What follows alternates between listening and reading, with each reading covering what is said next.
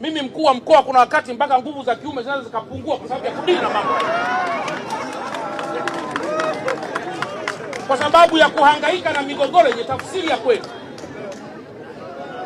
Sasa tusifikishane huko.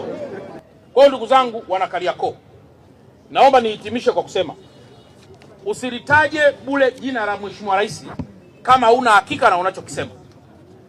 Mheshimiwa Rais tusaidie, Mheshimiwa Rais, Mheshimiwa Rais, naonewa Mheshimiwa Rais.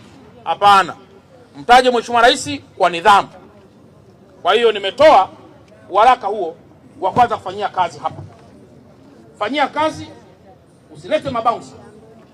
Sasa bwana, wewe fanyia kazi. Jeshi la polisi nimekusha likabidhi kazi kwamba litasimamia usalama wa maeneo haya yote.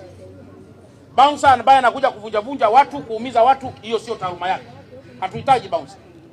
Ukamataji ni taaluma ambayo wenzetu wa vyombo vya dola wamesomea. Unaweza kumkamata mtu mahali pabaya na ukamuua na ukapata kesi ya mauaji.